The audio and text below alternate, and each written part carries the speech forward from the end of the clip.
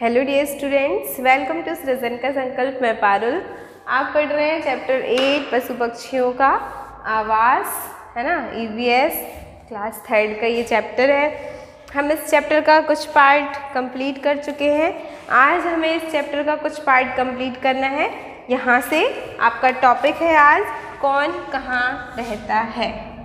आवास की बात हो रही है, पशु पक्षियों के आवास की बात हो रही है। ये आपने लास्ट वीडियो में पढ़ा भी है कि किस किस तरह के आवास होते हैं, ठीक है। कौन किस तरह के आवास में रहता है, कहाँ कहाँ रहता है और कहाँ कहाँ रह सकता है।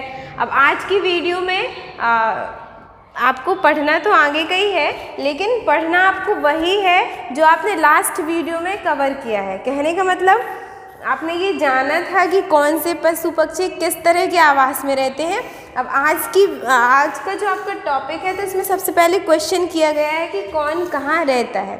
अब आप अपनी बुक में देखिएगा, आपका जो ये पेज है नेक्स्ट, उसमें जो ये टॉपिक है उसमें कुछ चित्र बना दिए गए हैं उन्होंने, है ना। पशु पक्षियों का उनके आवास के चित्रों से मिलान करो, ठीक है। तो कुछ चित्र बना दिए गए हैं, अब उनको आपको मिलान करना है, यानी कि मैच करना है कि कौन किस तरह के आवास में रहता है। तो चित्र आप अपनी बुक में देखिएगा। जो भी चित्र बना है वो मैं नाम लिखती हूँ। जैसे कि सबसे पहले इस तरफ बना है शेर, शेर का चित्र बना है। फिर बना है खरगोश, उसके बाद है बंदर, उसके बाद है चिड़िया यानी कि गौरैया चिड़िया, है ना। और उसके बाद है मधुमक्खी।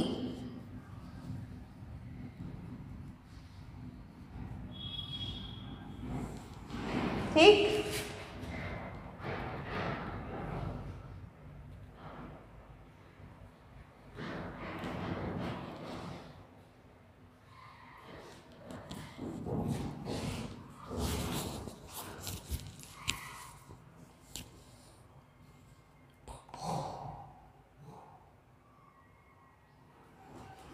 अच्छा, ठीक है, ये आपके चित्र बने हुए हैं, है ना। अब उसके सामने, शेर के सामने जो चित्र बना हुआ है वो छत्ता का चित्र बना हुआ है, देख रहे हैं आप, है ना। उसके बाद एक पेड़ बना हुआ है खरगोश के सामने। बंदर के सामने घोंसला बना हुआ है। तो मुझे नहीं लगता कि आपको कुछ भी परेशानी होगी इसको सॉल्व करने में। उसके नीचे चिड़िया के सामने गुफा बनी हुई है और मधुमक्खी के सामने बिल बना हुआ है, चित्र बना हुआ है, ठीक है। अब तो आपको बिल्कुल परेशानी नहीं होगी। वैसे तो शायद आपको सोचना भी पड़ता कि ये क्या बना है, कैसे बना है। अब हमने ये समझ लिया है कि ये क्या बना है। तो अब तो आपने इससे पहले यही पढ़ा था कि शेर कहाँ रहता है, खरगोश कहाँ रहता है, बंदर कहाँ रहता है, चिड़िया कहाँ रहती है, इनका वास स्थान कहाँ होता है, या ये अपना घर बनाते हैं या प्रकृति के बनाए हुए पेड़ पौधों पर रहते हैं, है ना। तो अब आपको इस क्वेश्चन को करने में बिल्कुल परेशानी नहीं होगी। शेर सबको पता है, शेर गुफा में रहता है। तो आपकी बुक में जो चित्र बना है उसको इस तरह से आप मैच कर सकते हैं। उसके बाद खरगोश जो है ना, खरगोश को आपने ही अपनी बुक में पढ़ा था कि वो बिल बना करके रहता है। बंदर पेड़ की घनी शाखाओं में रहता है, ठीक है। चिड़िया पेड़ में घोंसला या कहीं भी घोंसला बना लेती है। मधुमक्खी का छत्ता होता है। एकदम आसान, सारे सॉल्व हो गए। यही कहा गया था क्वेश्चन में कि पशु पक्षियों का उनके आवास के चित्रों से मिलान करो। तो उसमें चित्र बने हुए हैं। आप चित्रों को मैंने बता दिया है कौन सा पशु पक्षी है और कौन कौन सा चित्र बना है। अब तो मिलान करने में कोई कठिनाई नहीं आएगी, है ना, आसानी से किया जा सकता है। ठीक, तब ये आपका हुआ सॉल्व कि कौन कहाँ रहता है।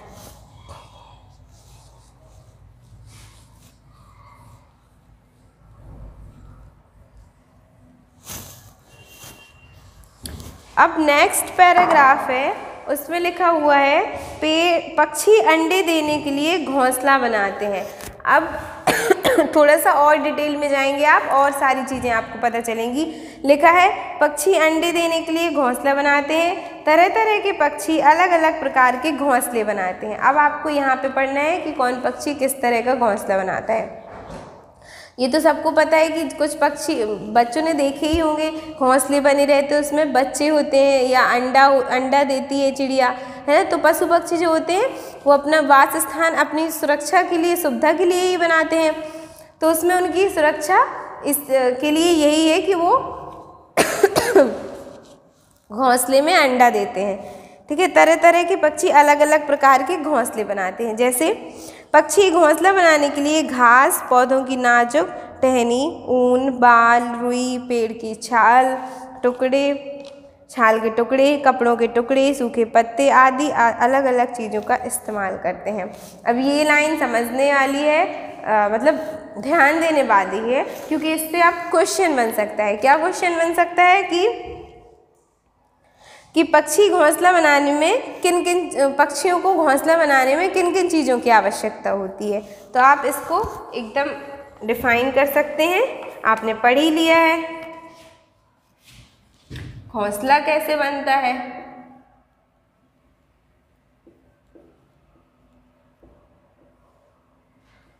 ठीक, घोंसला बनाना है तो क्या क्या चीज़ों की आवश्यकता पड़ती है पक्षियों को घोंसला बनाने की? पौधों की नाजुक टहनी,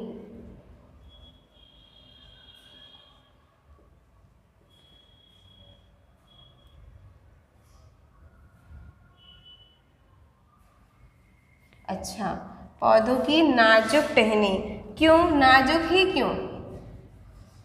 नाजुक टहनी इसलिए, टहनी का मतलब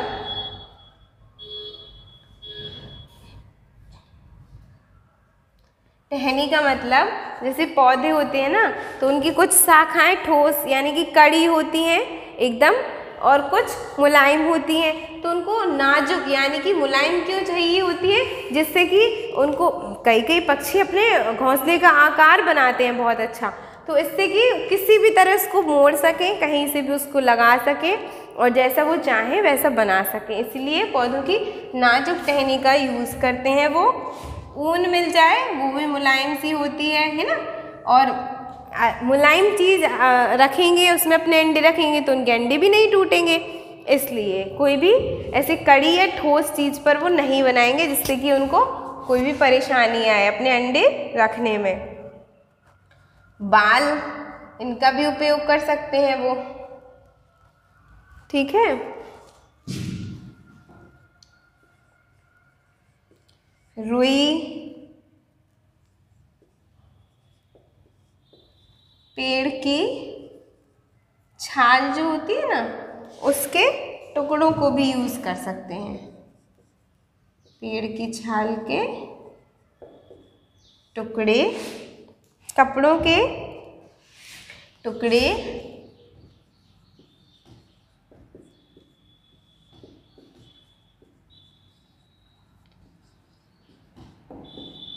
कपड़ों के टुकड़े,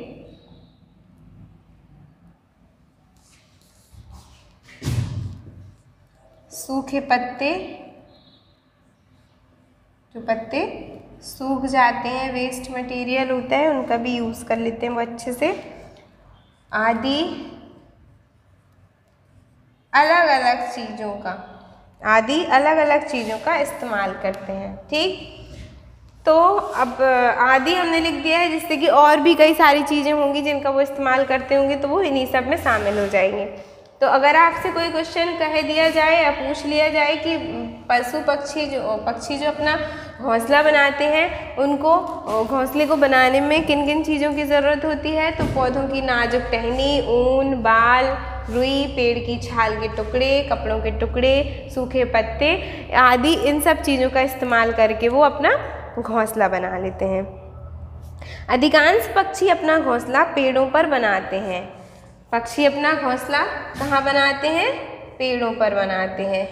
ठीक, अगर इस तरह का क्वेश्चन आ जाए तो आपका आंसर होगा कि अधिकांश पक्षी, क्वेश्चन अगर होगा कि अधिकांश पक्षी अपना घोंसला कहाँ बनाते हैं, तो पेड़ों पर बनाते हैं।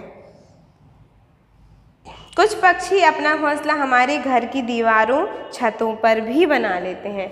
कुछ पक्षी मैंने जैसे कि बताया, गौरैया जो चिड़िया होती है वो अपना घोंसला कहीं भी बना लेती है। उसका ये नहीं है कि उसको पेड़ ही चाहिए, वो घर की छतों पर, दीवारों पर, मैंने बताया ना जैसे कहीं जाली होंगी तो उधर पर अपने ये सब घास के टुकड़े या कुछ भी ला करके इस तरह वो कहीं पर भी अपना घोंसला बना लेती है। तो अधिकांशतः तो पेड़ों पर ही बनता है, बट कुछ पक्षी ऐसे भी होते हैं जो कहीं पर भी अपना घोंसला बना लेते हैं, यानी कि दीवारों पर, छतों पर, कहीं पर भी। अपने आसपास देखो, पता करो और लिखो। अच्छा, अब आपको ना ये आपका एक क्वेश्चन है, जैसे कि इस पैराग्राफ में आपने अभी इससे पहले आपने पढ़ा था कि पशु पक्षी कहाँ कहाँ रहते हैं, उनका वास स्थल कहाँ हो सकता है, कैसा हो सकता है। उसके बाद फिर आपको से एक क्वेश्चन किया गया था कि अब आप देखिए चित्रों को और बताइए कि कौन किस पशु पक्षी का वास स्थल होगा। अब इसी तरह अभी आपने पढ़ा कि पशु पक्षी अपना, अभी हमने पढ़ा था कि कुछ पक्षी घोंसले बनाते हैं, है ना, उस पर वो उनका वास स्थल होता है, उन पर रहते हैं। तो अब हमने ये पढ़ा कि घोंसला कैसे बनाते हैं, ठीक, हमने ये चीज़ भी पढ़ी। अब घोंसला बनाना तो हमने पढ़ लिया, अब हमें ये भी सीखना है कि घोंसला कैसे। अब क्वेश्चन किया गया, अपने आसपास देखो, पता करो और लिखो, पेड़ की ऊंची डाल पर घोंसला बनाने वाले पक्षी। अब आपने ये तो सीख लिया कि पक्षी कैसे घोंसला बनाते हैं, लेकिन अब आपको ये खुद से सोचना है। आपकी बुक में पहला जो पॉइंट है उसमें पहले पॉइंट में लिखा है पेड़ की ऊंची डाल पर घोंसला बनाने वाले पक्षी। पेड़ की ऊंची डाल पर कौन कौन से पक्षी घोंसला बनाते हैं, ये आपको खुद से करना है। नेक्स्ट है घर की दीवारों, छतों पर घोंसला बनाने वाले पक्षी।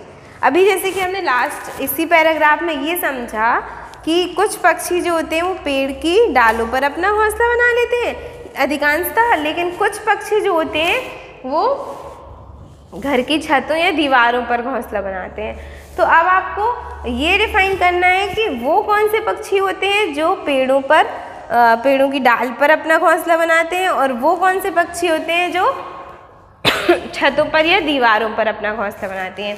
ये दोनों ही क्वेश्चन आपको अभी सोचना है, लिखना है, ठीक। और नेक्स्ट वीडियो में मैं आपको ये क्वेश्चन का आंसर बताऊंगी, ठीक है। पहले तो आप खुद ही सोचिए, इतना टफ नहीं है कि आपको नहीं बनेगा, ये नॉर्मल सी चीज़ें आप सभी देखते रहते हैं।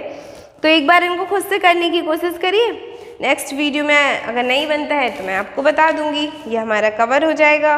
और बहुत थोड़ा सा और हमारा चैप्टर बचा हुआ है, नेक्स्ट वीडियो में हम वो पूरा कवर कर लेंगे। उसके बाद है हमारी एक्सरसाइज, और देन 8 चैप्टर हमारा कंप्लीट हो जाएगा। उससे पहले की भी सारे चैप्टर आप पढ़ते रहिए। अगर कोई भी आपने चैप्टर नहीं पढ़ा है तो सारे चैप्टर की वीडियोस पड़ी हुई हैं आपकी, विथ चैप्टर एक्सप्लेनेशन और एक्सरसाइज भी कराई गई है। तो आप उसको पढ़िए, लर्न करिए और अपना खूब ध्यान रखिए। Thank you so much.